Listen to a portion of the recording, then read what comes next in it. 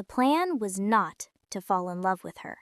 But when her father, a man who looked like he could fell a tree with a stern glance, looked at me and said, "Tonight you two will share Elena's room," the plan got complicated. My name is Liam. I'm 25 and I fix bikes. I live alone in a small rental house on the edge of Bend, Oregon. It's the kind of place where the air smells like pine, even in summer, and my hands always smell like chain grease and rubber. I work at a little repair shop a few blocks from downtown. Nothing fancy. You see a problem, a bent derailleur, a worn-out brake pad, you fix it. It's honest. I like it. Across the street from my house is Dr. Elena Reid's place. And when I say Dr. Reid, I mean it. She's got a PhD in architectural history or something. She's 34, 9 years older, 9 million miles away in life status. I'd see her on calls in her front yard, pacing with a tablet, pointing at things I couldn't see, talking about color palettes and client timelines. She designs multi-million-dollar homes. She's the kind of woman you notice without meaning to. Tall, dark hair pulled back in a knot, and green eyes that look like they're always processing, always 3 steps ahead. We were neighbors, the wave at the mailbox kind. Once, her gutter came loose in a windstorm, banging against the house. I grabbed my ladder and fixed it. She paid me in cold beer and a quiet thank you that felt like more than the job was worth. Another time, a delivery guy left this huge, expensive-looking tube on her porch. It was clearly heavy. I watched her try to drag it inside. "You need a hand with that?" I called out. She looked up, startled, hair falling into her face. "Oh, Liam, it's just some fabric samples from Milan." Milan? I was wearing a t-shirt with a grease stain on it. "I got it," I said, jogging over. I lifted the tube, it was heavy, and carried it into her foyer. Her house was insane. It smelled like sandalwood and old books. Everything was perfect. Clean lines, art on the walls that looked real. "Thank you," she said, her cheeks a little pink. I owe you one." "It's nothing," I said, feeling clumsy, my boots suddenly too big for her perfect hardwood floor. "Have a good one, Dr. Reid." "Elena," she said, correcting me. "Just Elena." But I could never bring myself to call her that. She was Dr. Reid. I was Liam. We were from different worlds. We never talked about anything deep, just the weather, the mailman mixing up our packages. It was a rhythm, safe. Then, one evening in early June, everything shifted. I was at my kitchen table, eating a frozen pizza straight from the box. I heard a knock. Not a casual tap. This was 3 sharp, urgent raps, like someone was trying to wake me up. I opened the door, mouth full of pepperoni. There was Elena. She was wearing a simple black dress, the kind that was probably worth more than my truck. Her hair was pulled back tight, and her eyes, those sharp, green, always in control eyes, were wide, almost nervous. I'd never seen her look nervous. "Hey," I said, wiping pizza grease on my jeans. "Everything okay?" She just stood there, one hand gripping her purse strap like a lifeline. "Can I come in?" "Yeah, of course." She walked past me. I closed the door. She was standing in the middle of my living room, looking around. I suddenly saw my place through her eyes. The clutter, the stack of bike magazines, the couch I got secondhand. "Liam," she said, turning to face me, "I need to ask you something, and it's going to sound completely insane." I raised an eyebrow. "Okay?" She took a deep breath, like she was about to perform surgery. "Can you be my boyfriend?" I blinked, then I laughed, a short, surprised bark. "What?" She didn't laugh. She was dead serious. "Wait, you're not joking." "No, I mean, not really." She paced once, then stopped. "I need you to pretend, just for a few days." I stared at her, the smartest, most put-together woman on the block. Pretend to be your boyfriend? She nodded, her face tight. This weekend, I have to go home. My parents' place, down near Ashland. They're traditional. They've been on me about getting married for years. I'm 34. In their eyes, I'm failing. So you told them you were seeing someone? She winced. I may have. I told them I was seeing a younger guy, someone local, someone different. I didn't think they'd take it so seriously, but now they demand to meet him. And if I show up alone again, my mom is going to cry, and my dad is going to start scouting the local obituaries for potential husbands. I rubbed the back of my neck. Elena, I fix bikes. I don't meet the parents. I don't have a 5-year plan. That's why it has to be you, she said, a flash of desperation in her eyes. I need someone they'll believe, someone who won't freak out when my dad grills him, someone who is decent and calm and won't make it weird. She reached into her purse and pulled out 2 bus tickets, an offering. It's just 3 days, Friday to Sunday. I will cover everything, food, your lost wages from the shop, anything. And when we get back, I'll redesign your entire house for free. I don't care. I can't do it alone again. I looked at the tickets, then at her. She wasn't just nervous. She was tired, exhausted, like she'd been carrying this lie for a long time. She was Dr. Elena Reid. She could handle million-dollar clients in Milani's fabrics, but she couldn't handle her parents. And for some reason, the only person she could ask for help was me. I sighed, the pizza suddenly a rock in my stomach. You really think this is going to work? I don't know, she whispered, but you're the only person I trust. Trust. That word hit me harder than boyfriend. I took the tickets. All right, but I have one condition. Anything. I am not, under any circumstances, sleeping on a sofa. We're a couple, right? Couples don't sleep on sofas. It's undignified. It was a stupid joke, just a reflex. But it was the first time that night she smiled. A real smile. The kind that lit up the room. Thank you, Liam, she said, the relief in her voice so strong it was almost physical. You have no idea. Yeah, I waved it off, trying to feel casual. Just don't expect me to wear a tie. She actually laughed, and the tension broke. We spent the next hour on my secondhand couch going over the script. Her parents, Linda and John. Dad likes fishing, Mom cries at commercials. The story? We'd been seeing each other for 6 months, kept it quiet. We met when I fixed her gutter. Simple, plausible. When she left, she paused at my door. You're sure about this? I looked at her. The porch light caught the worry in her eyes. She was trying so hard to hold it all together. Yeah, Elena, I'm sure. She nodded. Then, without warning, she stepped forward and hugged me. Quick, tight, and professional. Almost. Like she was afraid I'd change my mind. When she pulled back, she just walked back across the street. I closed the door and leaned against it. What the hell had I just agreed to? But as I looked at the bus tickets, something stirred in my chest. Not dread, curiosity. What would it be like to pretend to be hers, even for a weekend? The bus ride south felt longer than 4 hours. We sat near the back. Elena sat by the window, earbuds in, but I could tell no music was playing. She was just staring at the passing pines, twisting a silver ring on her right hand. You okay? I asked. She pulled one earbud out. Yeah, just rehearsing. Rehearsing what?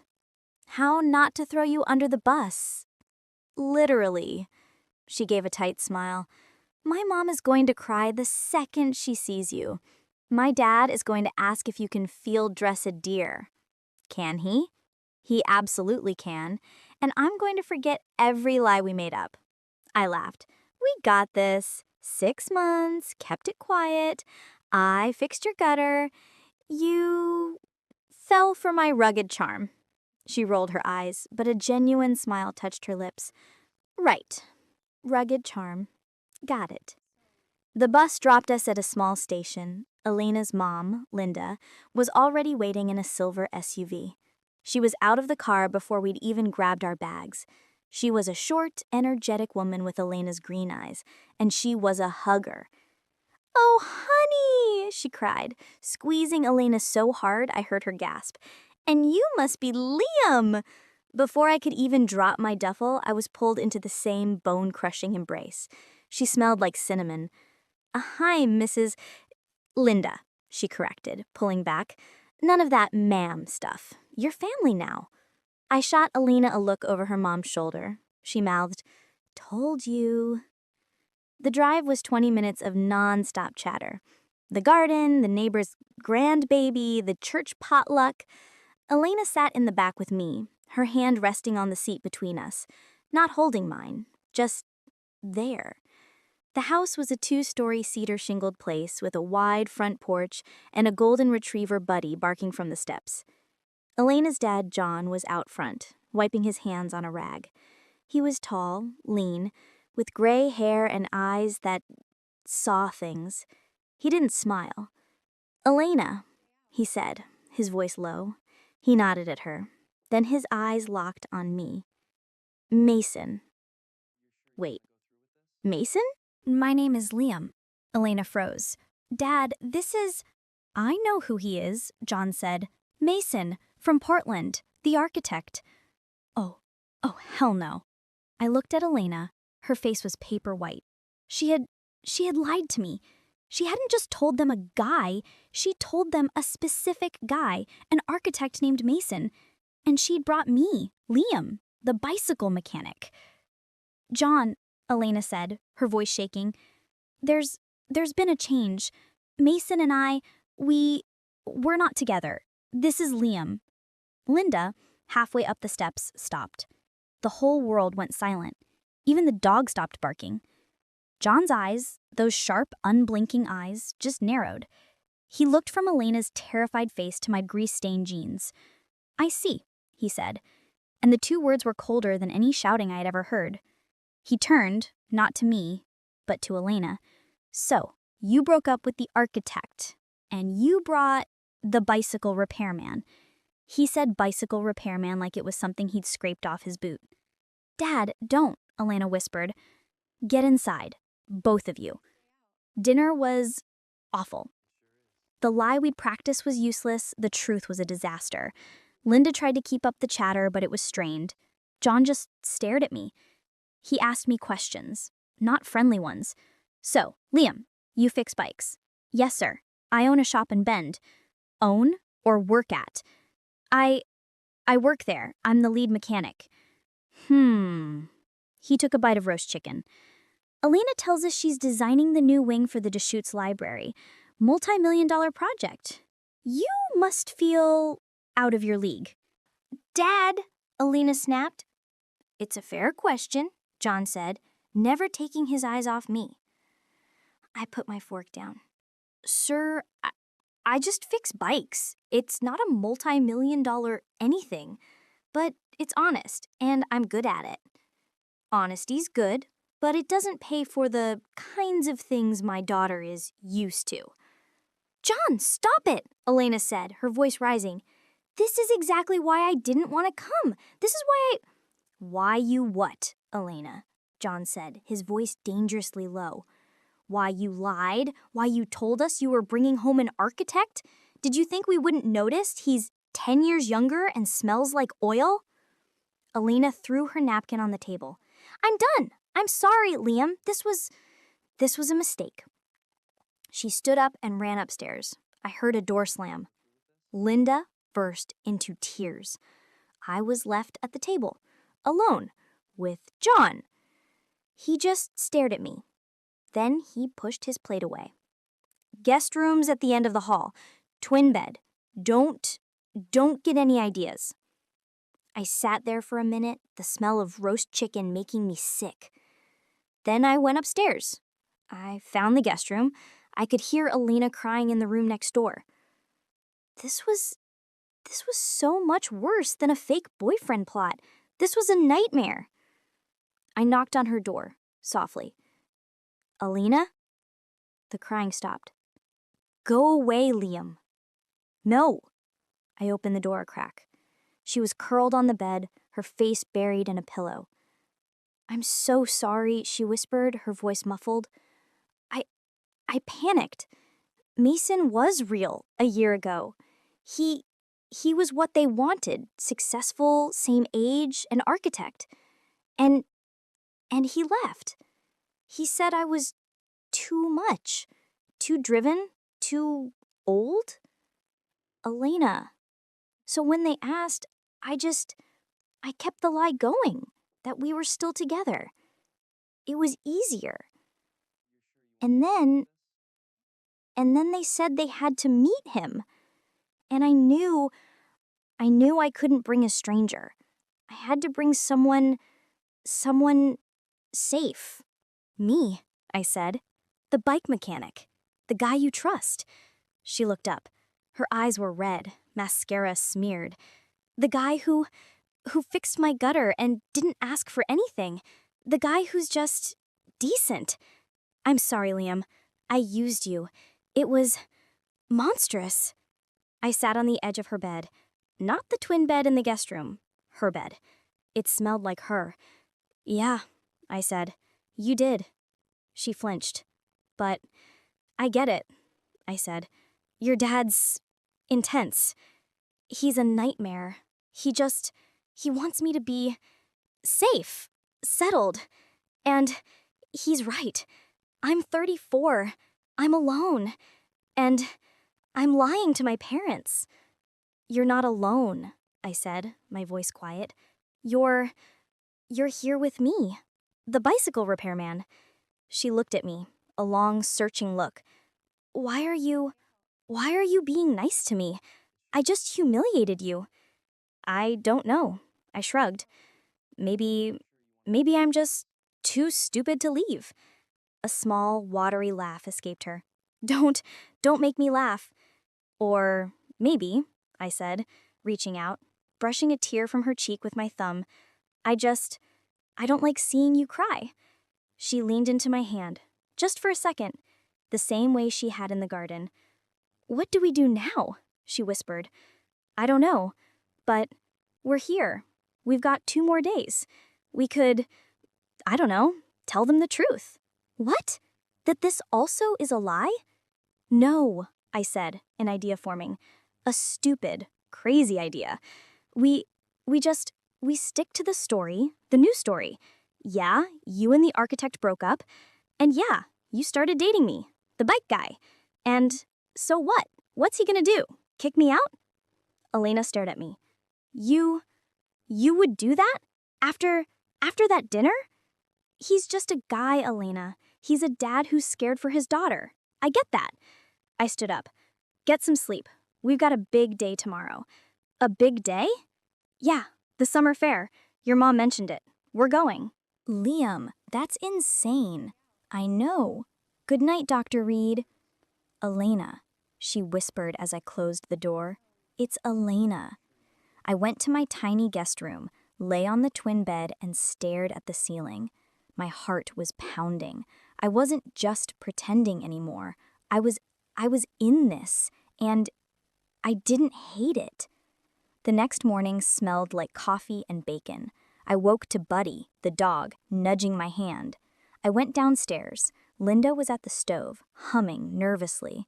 John was at the table, reading the paper. He didn't look up. Elena came down a minute after me. She was wearing a simple yellow sundress. Her hair was down. She looked beautiful. She walked straight to the table. Good morning, Dad, Mom. Liam and I are going to the summer fair today. Linda dropped a spatula. John slowly lowered his paper. You're what? John said. We're going to the fair. Mom, you said you wanted kettle corn, right? John just stared at her. Then he looked at me. I was just standing there in my jeans and a clean t-shirt. I nodded. Yes, sir.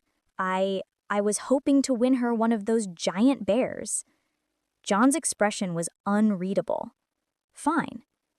Don't be late for dinner." The fair was amazing. It was exactly like she said. Booths, kids, a bluegrass band. It was real. Elena slipped her arm through mine as we walked in. "For show," she whispered, but her fingers curled around my elbow, and she didn't let go. We wandered. We ate kettle corn, and I won her the bear. First try. Pure dumb luck. She hugged it like I just, I don't know, cured cancer. At the Ferris wheel, she hesitated.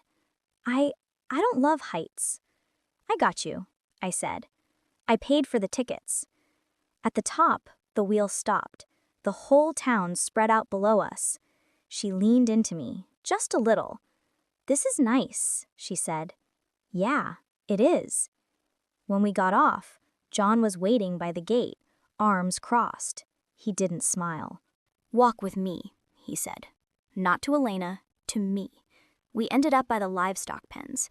The air was thick with hay. He lit a cigarette. "You got guts, kid. I'll give you that." "Sir?" "Showing your face today. After last night." He took a drag. "She doesn't bring men home. Not since that architect. He broke her heart. You know what that does to a father? To see his girl, the smartest person he knows, just shatter?" "No, sir. I can't imagine." "Good." He looked at me, his eyes sharp. "I don't know what your game is, son. I don't know if you're a rebound or what, but she smiled this morning. At breakfast. She hasn't smiled like that in this house in years." He took another drag. "You heard her? And all the guts in the world won't save you from me." He didn't say it like a threat, just a fact. I'm not trying to hurt her, sir," I said. Grunted. "See that you don't." That night was the night of the rule. We were halfway through dessert when John set his fork down. "So," he said, looking at me, "wedding plans."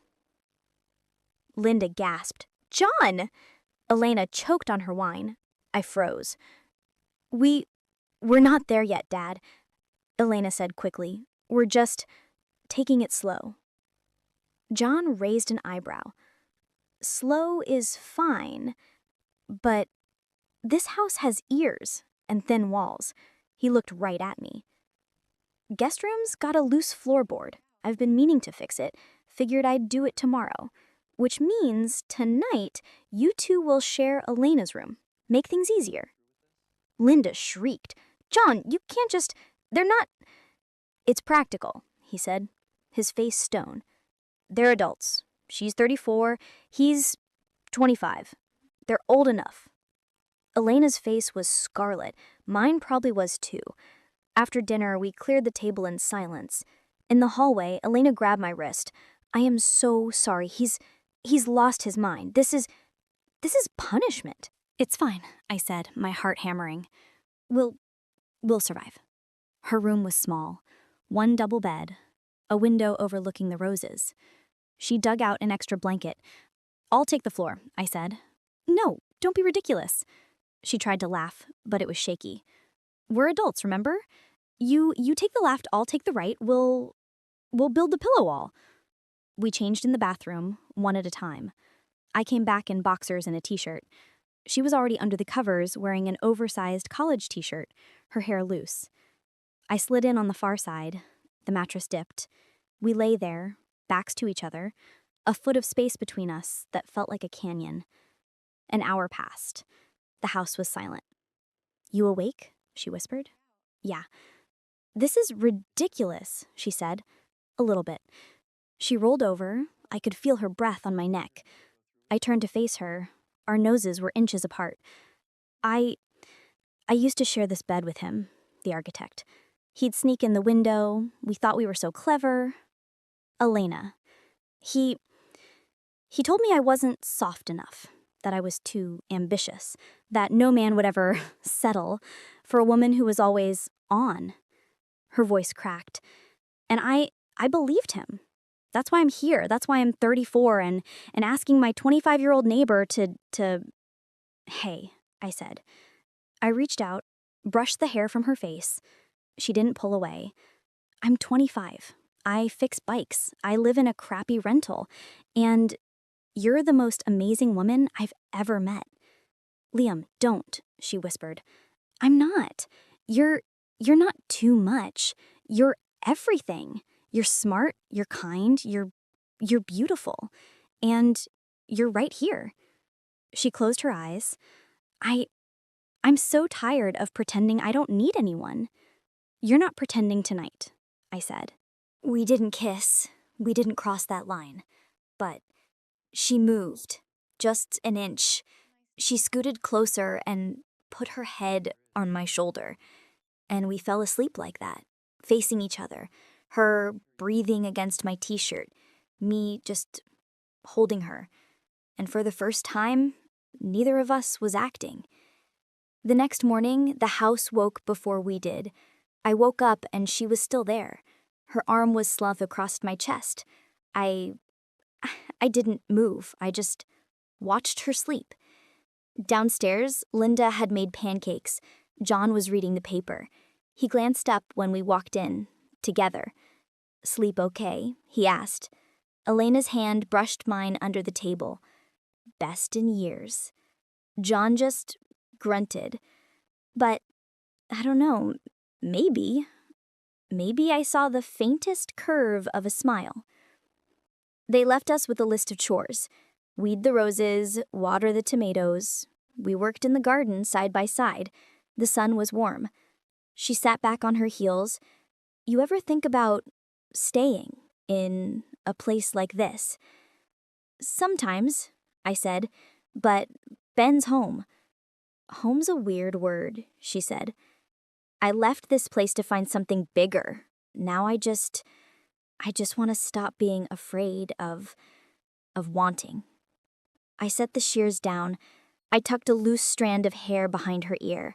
She leaned into my hand. I don't want to go back to pretending tomorrow, she whispered. Then don't, I said. Liam, it's not that simple. You live across the street. This was a job. I took her hand. Her gardening gloves were rough against my skin. Was it? She looked at me, and I leaned in, and I kissed her. Right there, in her parents' garden. It wasn't a movie kiss. It was clumsy and real, and her mouth was warm and tasted like lemonade. When we pulled apart, she rested her forehead against mine. This is real, she whispered. I know, I said. The bus ride home was different. We left the next morning. Linda cried. John shook my hand, firm. You did good, he said. He pressed a jar of homemade strawberry jam into my hand. For the road. On the bus, Elena leaned her head on my shoulder. This time she didn't ask. Halfway to Bend, she said, If you want out, say it now. No hard feelings. This was crazy. I turned. I kissed her. Quick, firm. I'm not going anywhere, Elena, unless you tell me to. She smiled, and she closed her eyes. When we got back to Bend, we walked to our street, our two houses, across from each other. She stopped at her gate. So, she said, neighbors again? I stepped closer. Something like that. I held up the jam. I don't have any toast. She laughed. Come over tonight. I make a mean lasagna. Only if I get to bring the wine. Deal. That night, I stood on her porch, bottle of cheap red in my hand. My heart was pounding. She opened the door. She was in an apron, flour on her cheek, and she pulled me inside by the front of my shirt. We didn't talk about labels. We didn't talk about moving in. We just cooked, we ate, we laughed when the sauce splattered, we sat on her couch, my arm around her, her legs across my lap. Weeks turned into months. My truck stays in her driveway more than mine. Her coffee mug lives on my counter. Love doesn't always start with fireworks. Sometimes it starts with a desperate lie, a pair of bus tickets, and a dad who makes you share a room. Sometimes it starts with pretending and ends with just staying.